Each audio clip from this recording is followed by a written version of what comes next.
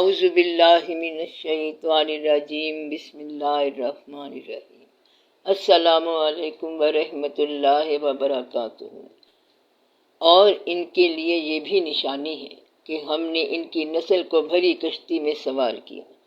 عام طور پر اس آیت سے مفہوم یہ لیا جاتا ہے کہ جو واقعہ حضرت نوح علیہ السلام سے متعلق ہے کہ جب اللہ کے حکم سے انہوں نے ایک کشتی بنائی، اس میں جانداروں کے جوڑے رکھے اور بعد میں اللہ کا عذاب پانی کے ایک بہت بڑے سیلاب کی شکل میں آیا، جس میں تمام لوگ ڈوب گئے جو کشتی سے باہر تھے، اور بچے صرف وہی انسان اور جاندار جو کشتی میں سوار تھے۔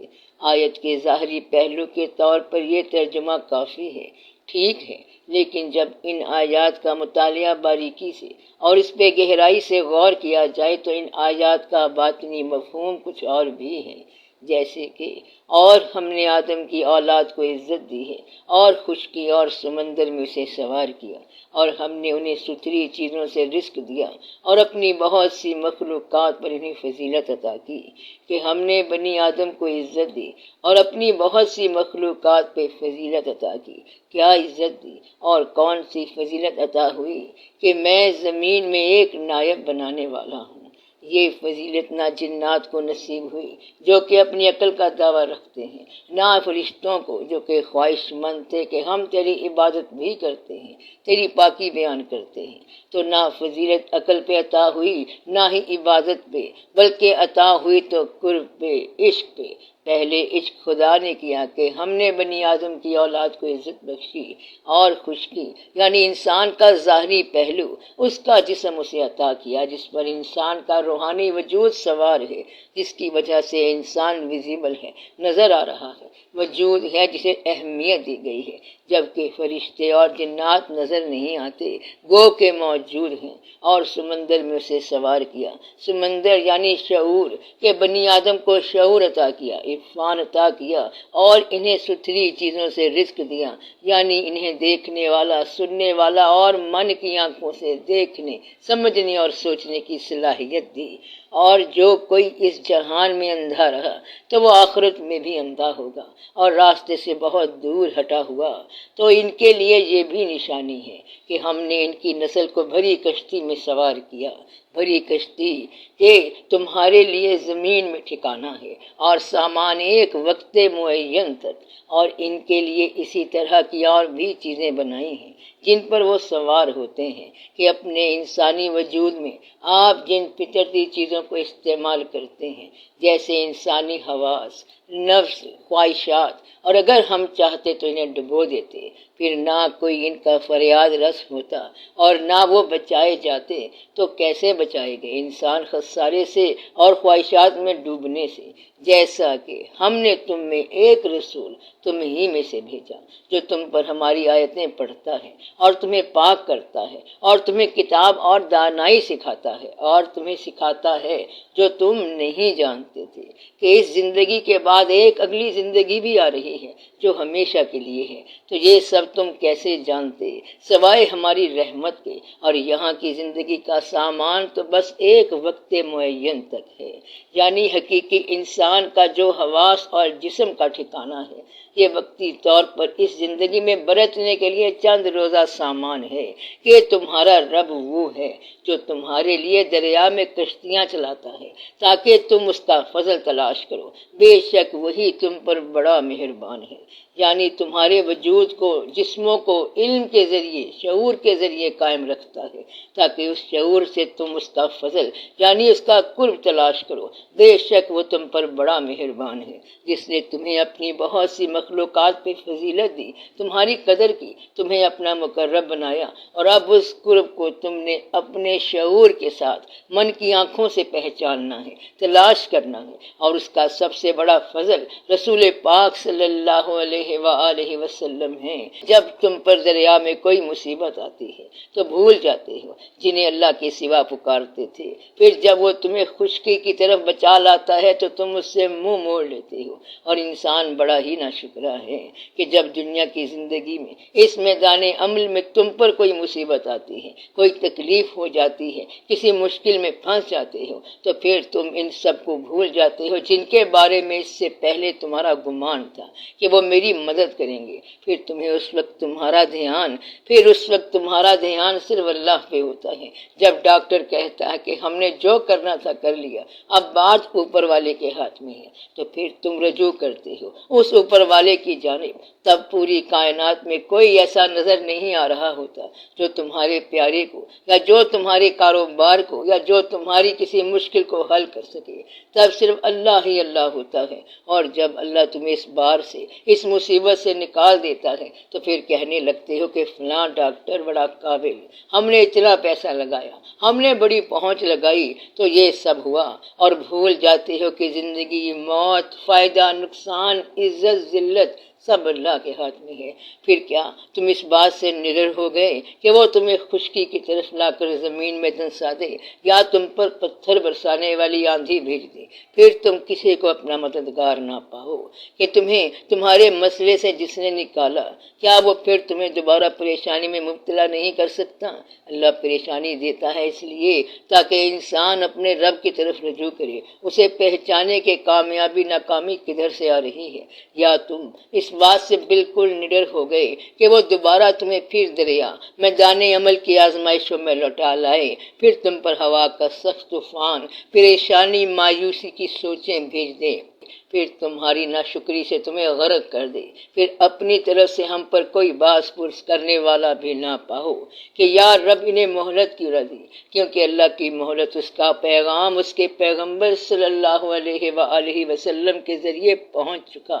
تو کہہ دو اگر تم اللہ کی محبت رکھتے ہو تو میری تابع داری کرو تاکہ تم سے اللہ محبت کرے اور تمہارے گناہ بخشے، اور اللہ بخشنے والا مہربان ہے۔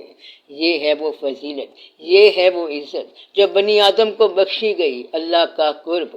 اللہ کریم نے اپنی محبت کا سمبل رسول پاک صلی اللہ علیہ وآلہ وسلم کی صورت میں ظاہر فرمایا کہ میں ایک چھپا ہوا خزانہ تھا، میں نے چاہا پہچانا جاؤں، اور پہچان کے لیے خلق کیا اپنے محبوب پاک صلی اللہ علیہ وآلہ وسلم کو۔ اور جب ان سے کہا جاتا ہے کہ اپنے سامنے اور پیچھے آنے والے عذاب سے ڈرو تاکہ تم پر رحم کیا جائے، بس جب ان سے کہا جاتا ہے کہ اپنے آپ کو اس سے بچاؤ جو تمہارے سامنے ہے، جو دن قیامت کا حساب کتاب کا آنے والا ہے، اور جو تمہارے پیچھے ہے، ان کاموں کے نتائج جو تم نے ماضی میں کیے تھے تاکہ تمہاری بخشش ہو، تو وہ منہ پھیر لیتے ہیں، اور ان کے پاس ان کے رب کی نشانیوں میں سے کوئی دلیل نہیں آتی جس سے وہ منہ نہ موڑے ہوں۔ اور جب ان سے کہا جاتا ہے کہ جس رزق سے اللہ تمہیں پرورش دیتا ہے اس میں سے بے دریغ دو، تو حقیقت کا انکار کرنے والے اہل ایمان سے کہتے ہیں کہ کیا ہم ان لوگوں کو کھلائیں جنہیں اگر اللہ چاہتا تو کھلاتا؟ تم تو صرف صریحاً گمراہی میں ہو۔ کہتے ہیں کیا تم انہیں وہ راز بتا دیتے ہو جو اللہ نے تم پر کھولے ہیں تاکہ وہ اس سے تمہارے رب کے روبرو الزام دیں؟ کیا تم نہیں سمجھتے؟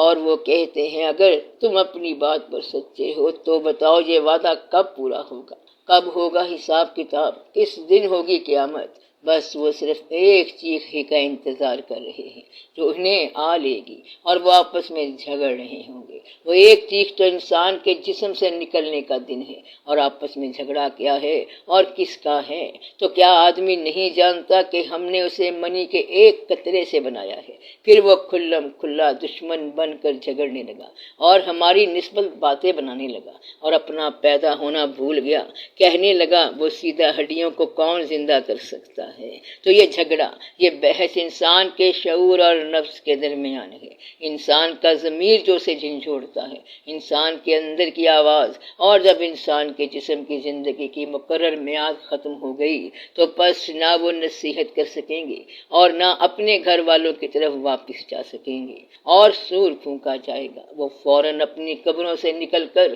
اپنے رب کی طرف دوڑے چلے آئیں گے، یعنی اپنے جسموں سے نکل کر اس جوہر کے احساس کی طرف لوٹ جائیں گے جہاں سے آئے تھے، اور کہیں گے ہائے افسوس، کس نے ہمیں ہماری خواب گاہ سے، ہماری نیند کی جگہ سے، دنیا سے اٹھا دیا۔ یہی ہے جو رحمان نے وعدہ کیا تھا اور رسولوں نے سچ کہا تھا کہ انسان سو رہا ہے، موت کے ساتھ ہی وہ بیدار ہو جائے گا۔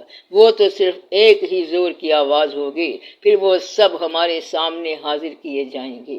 پھر اس دن کسی پر کچھ بھی ظلم نہ کیا جائے گا اور تم اسی کا بدلہ پاؤ گے جو تم نے اعمال کیے۔ اہل جنت جنت کی نعمتوں کی خوشیوں اور رحمتوں کے سائے میں ہوں گے۔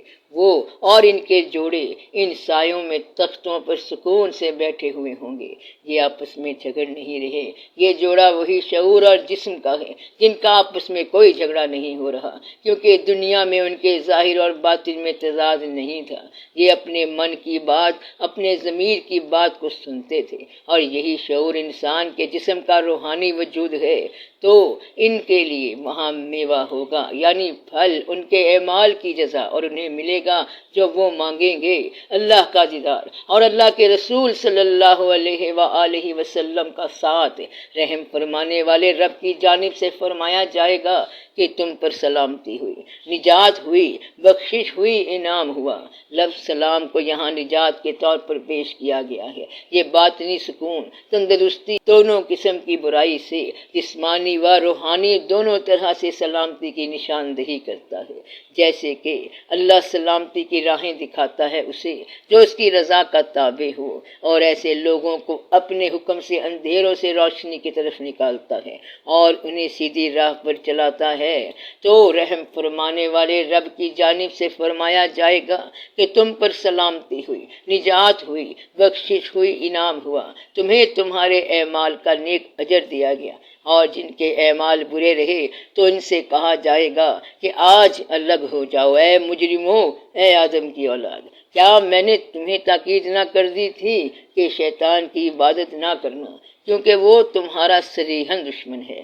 کہ اے بنی آدم، کیا میں نے تم کو یہ وصیت نہیں کی تھی کہ تم شیطان کے پیچھے نہ لگنا؟ شیطان یعنی تمہارے وجود کی وہ بے شعور حالت جو حقیقت کے علم سے محروم ہے، انا پر مبنی وجود جو تمہارا کھلا دشمن ہے۔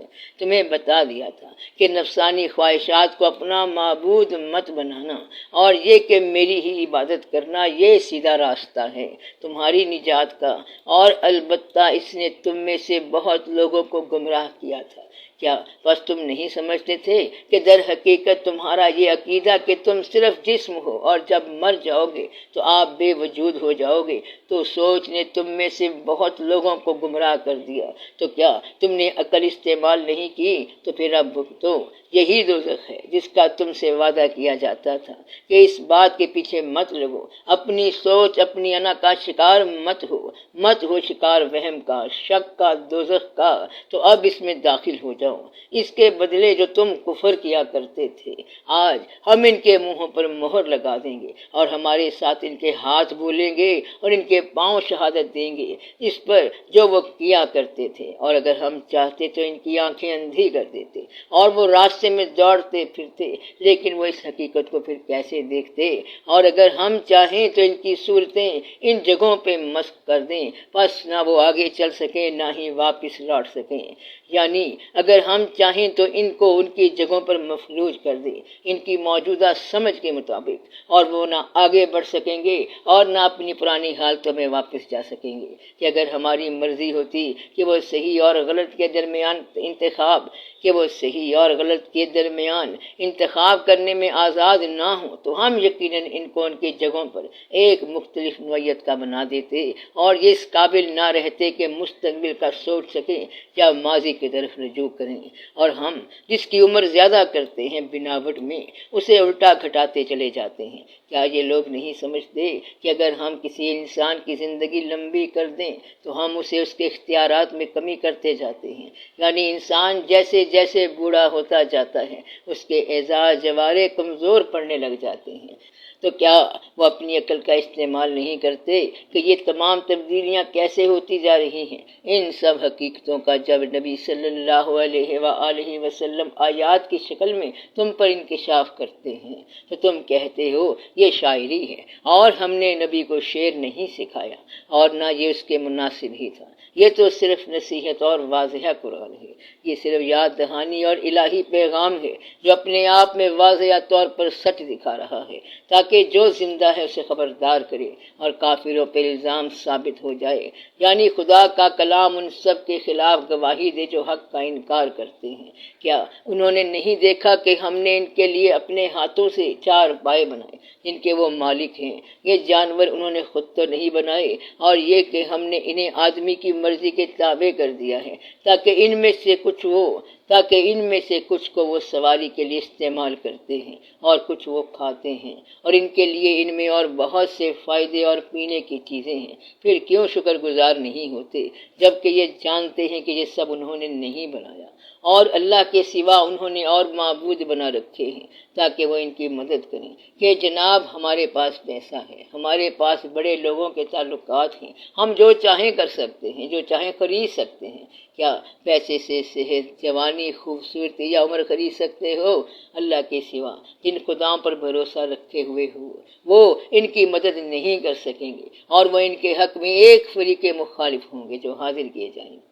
اصل کامیابی وہ بخشش ہے، وہ نجات ہے، وہ جزا ہے جو قیامت کے روز عطا ہونی ہے۔ دنیا کی آسائشیں یا اختیار صرف تمہاری آخری سانس تک ہے، پھر آپ ان کی بات سے غم زدہ نہ ہوں۔ بے شک ہم جانتے ہیں جو وہ چھپاتے ہیں اور جو ظاہر کرتے ہیں۔ ان کی کیا حیثیت ہے، ان کی کیا حقیقت ہے، یہ کیا اختیار رکھتے ہیں؟ تو کیا آدمی نہیں جانتا کہ ہم نے اسے منی کے ایک قطرے سے بنایا ہے، پھر وہ کھلا دشمن بن کر جھگڑنے لگا اور ہماری نسبت باتیں کرنے لگا، اللہ کی بابت بات کرنے لگا، اللہ کے کلام کو انکار کرنے لگا اور اپنا پیدا ہونا بھول گیا۔ کہنے لگا وہ سیدھا ہڈیوں کو کون زندہ کر سکتا ہے؟ کہہ دو انہیں وہی زندہ کرے گا جس نے انہیں پہلی بار پیدا کیا تھا، اور وہ سب کچھ بنانا جانتا ہے، جس نے ایک منی کے قطرے سے تمہیں ایک جیتا جاگتا انسان بنا دیا، ایک ٹھوس وجود دے دیا۔ تو کیا کل وہ تمہاری ٹھوس ہڈیوں سے تمہیں دوبارہ وجود نہیں دے سکتا؟ وہ جو تمہارے لیے سبز درخت سے آگ پیدا کرتا ہے تاکہ دیکھو تم اس سے اپنی آگ جلاتے ہو۔ قدیم عربی کہاوت ہے کہ ہر درخت میں آگ ہوتی ہے۔ ظاہری مفہوم یہ کہ پودوں کو ایندھن میں تبدیل کرنا، خواہ وہ خشکی کے ذریعے ہو یا انسان ساختہ کاربنائزیشن، چارکول یا 1000 سالہ زیر زمین چڑھنے کے عمل سے تیل یا کوئلے میں، اور روحانی معنوں میں یہ آگ خدا کی عطا کردہ گرمی روشنی کی علامت معلوم ہوتی ہے۔ وہ پھونک جس نے انسان میں شعور پیدا کیا، جسے انسان اپنی زندگی کے ہر مرحلے میں استعمال کرتا ہے، یعنی سوچ، بچار، غور و فکر کی تحریک۔ سبز درخت، مومن لوگ، ہرے بھرے پھلدار فائدہ دینے والے، کیا تو نے نہیں دیکھا کہ اللہ نے کلمہ پاک کی ایک مثال بیان کی؟ گویا وہ ایک پاک درخت ہے کہ جس کی جڑ مضبوط اور اس کی شاخ آسمان میں ہے، وہ اپنے رب کے حکم سے ہر وقت پھل لاتا ہے، اور اللہ لوگوں کے واسطے مثالیں بیان کرتا ہے تاکہ وہ سمجھیں۔ اور ناپاک کلمے کی مثال ایک ناپاک درخت کی سی ہے جو زمین کے اوپر ہی سے اکھاڑ لیا جائے، اسے کچھ ٹھہراؤ نہیں ہے۔ اور ایک شجر اور بھی ہے، یعنی ایک وجود ایسا بھی ہے جس سے انسان کو بچنے کا حکم دیا گیا، شجر ممنوع، تمثیل شیطان، جس کا پھل کھانا منع، کیونکہ شیطان مفلسی سے ڈراتا اور بے حیائی کا حکم دیتا ہے۔ اے ایمان والو، شیطان کے قدموں پر نہ چلو، اور جو کوئی شیطان کے قدموں پر چلے گا سو وہ تو اسے بے حیائی اور بری باتیں ہی بتائے گا۔ اور اگر تم پر اللہ کا فضل اور اس کی رحمت نہ ہوتی تو تم میں سے کوئی کبھی بھی پاک صاف نہ ہوتا، اور لیکن اللہ جسے چاہتا ہے پاک کر دیتا ہے، اور اللہ سننے والا جاننے والا ہے۔ تو بھلا جس نے آسمانوں اور زمین کو پیدا کیا، کیا وہ اس بات پر قادر نہیں کہ ان کو پھر سے پیدا کر دے؟ کیوں نہیں، وہ تو بڑا پیدا کرنے والا اور علم والا ہے۔ اس کی شان تو یہ ہے کہ جب وہ کسی چیز کا ارادہ کرتا ہے تو اتنا ہی فرما دیتا ہے کہ ہو سو وہ ہو جاتی ہے۔ تو پھر اس کے لیے سب انسانوں کا زندہ کر دینا کون سا مشکل معاملہ ہے؟ بس وہ ذات پاک ہے جس کے ہاتھ میں ہر چیز کا کامل اختیار ہے، اور اسی کی طرف تم لوٹائے جاؤ گے۔ تفسیر سورہ یاسین مکمل ہوئی۔ شکر الحمدللہ رب العالمین۔ تو سب کا بھلا، سب کی خیر، جیتے رہو بہن بھائیوں، بیٹے بیٹیوں، فی امان اللہ۔